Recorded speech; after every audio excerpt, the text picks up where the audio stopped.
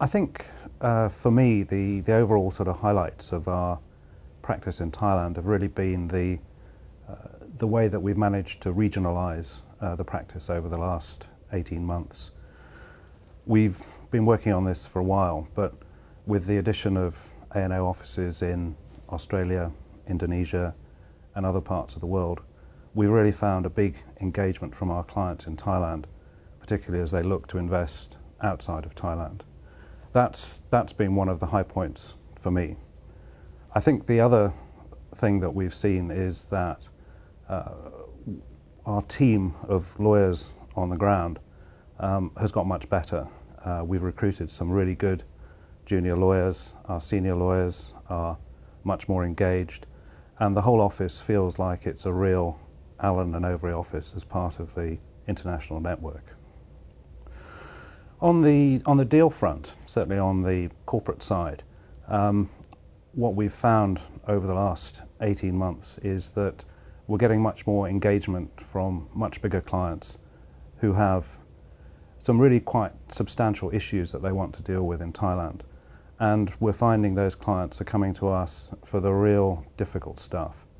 So we've been doing a lot of work with Telenor in relation to its investments in Thailand, and also a lot of work with Tesco. And these are really big international clients who really need us on the ground, and they rely on us for the best advice that we can give them. And it's been very gratifying for me that they've have a level of confidence with us, and that our team on the ground is able to service them in a really, really good way.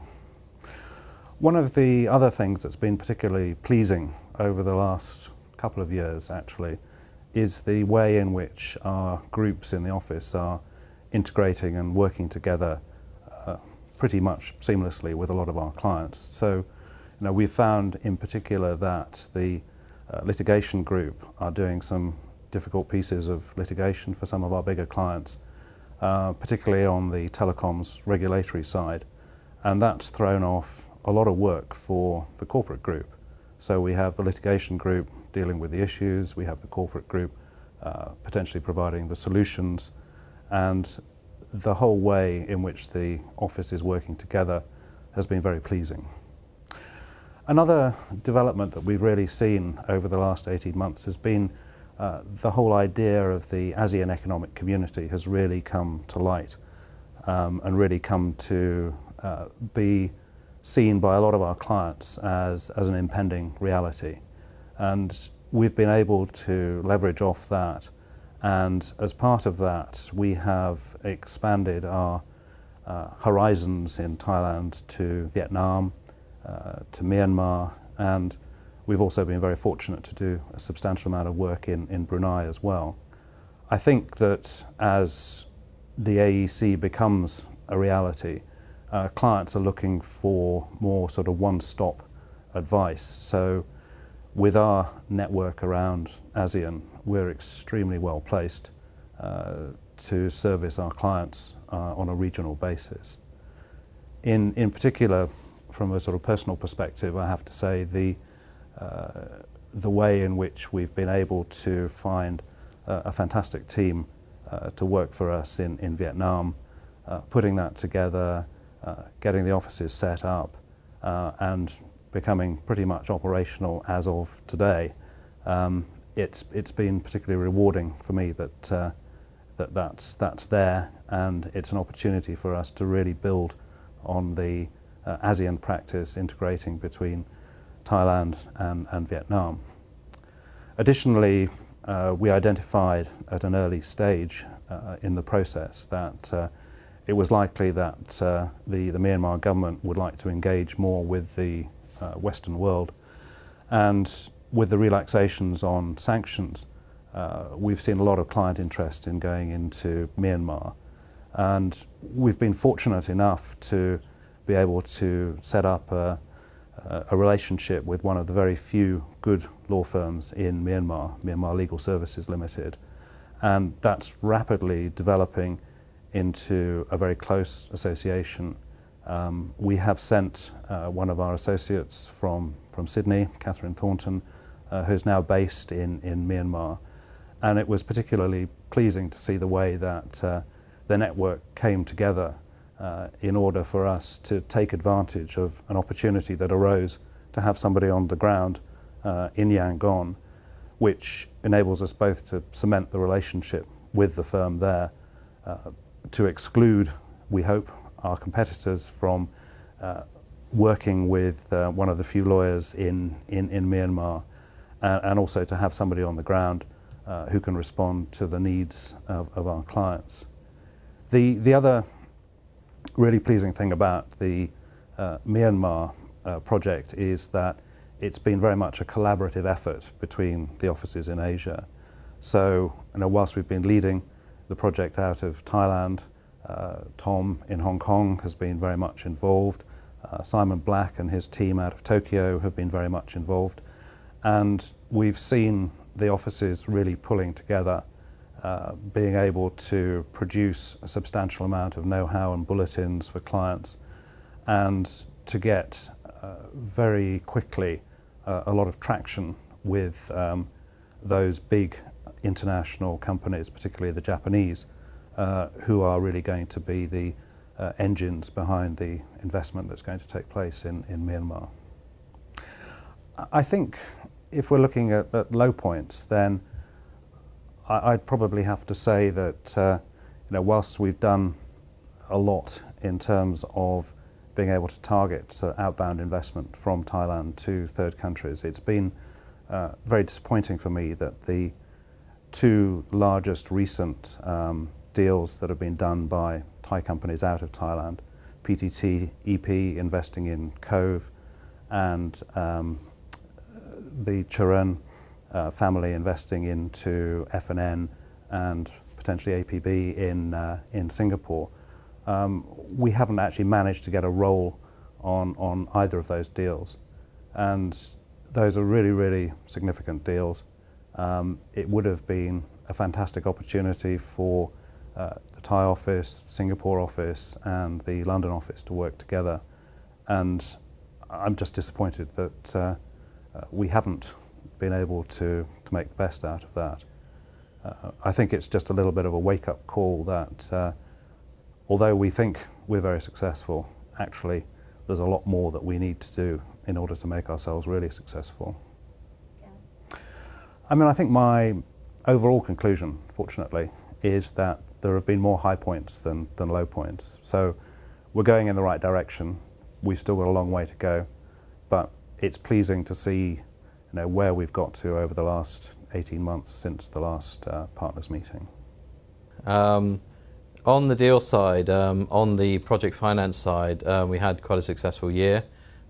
We were appointed on another Lao hydropower project, this time working with the Korean and Thai sponsors, which is great because one of our aims is to try and do more sponsor-facing work. On the Thai power side, we actually had a clean sweep of the IPP sector, picking up both the Nong Seng and the Rajana IPP projects, which we worked on closely with Adam Moncrief and his team in Tokyo, which is a great demonstration of the regionalisation of our projects practice, particularly how we all work together to actually get the deals, marketing both to J-Power in Tokyo and to the sponsors in Bangkok, and to JBIC and to ADB and to all the Thai and international banks, which involved a big combined effort from everyone involved. On the renewables side, one of our aims was to sort of try and increase the amount of renewables work that we do in Thailand, and happily we've actually gained some traction on that recently, being appointed by the Asian Development Bank on a wind power project in Thailand, and a few weeks ago actually being appointed on our second major renewables project, which is a solar power project, again for the Asian Development Bank and for a syndicate of Thai banks. On the capital market side, we had quite a strong year. We were fortunate to act for Tesco on their landmark property fund transaction, which was actually the biggest IPO to happen in Thailand for the last 8 or 9 years, and we're now acting on a second property fund deal for Tesco. We, I think, cemented our position as the PTT Group's go-to firm for large cross-border bond deals. And we're currently acting on 2 144A deals for the PTT Group. We also, in the ECM side, acted on the IPO of AirAsia, both on the domestic side and on the international side, working with our team in Singapore, which was quite an interesting sort of innovative deal. And we also had a position on that, acting for an investment bank on a pre-IPO financing, which we had to unwind as part of the IPO itself. So that was all pretty interesting. I mentioned some of the work we've been doing in Laos. We've also been putting quite a lot of effort into establishing ourselves in other emerging markets around the region. I visited Cambodia earlier this year with David Johnson on a trip that we put together with Brad Gordon, who heads up Gordon & Associates, a Cambodian law firm that we're working with on a number of different matters. That was quite an eye-opening trip, and it's interesting to see how quickly some markets are actually developing. Most interesting of all has been the opening up of Myanmar, or Myanmar. And one of the things we've been doing on that is trying to project ourselves out as the go-to firm for work in that country. Chris Burkitt and I, working with MSL, actually put together quite a detailed seminar on matters of Myanmar law, dealing with, for example, company establishment, foreign exchange, the banking structure, oil and gas issues, and so on.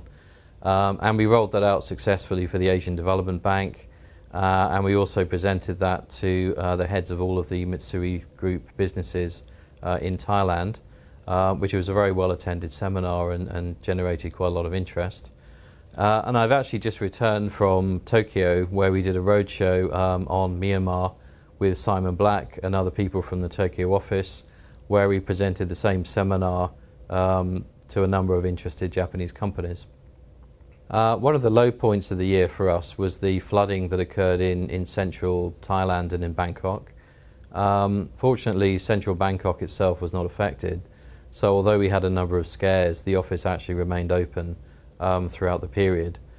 But a number of our staff were actually affected, and I think about 25% of people had their homes flooded for a number of months. And we obviously try to help people by providing temporary accommodation and providing some level of financial support.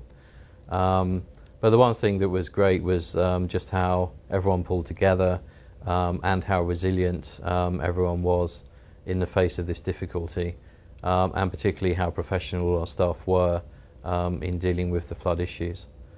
During the flooding, we actually signed up one of the power projects we're working on, which involved dispatching teams of lawyers in minivans to different places throughout the country to track down signatories who are all working out of different backup offices for different banks and different companies, which was quite a lot of fun. And the real high point of the year was the arrival of my baby daughter, Samantha. Say hello. Hello. She's snappy now.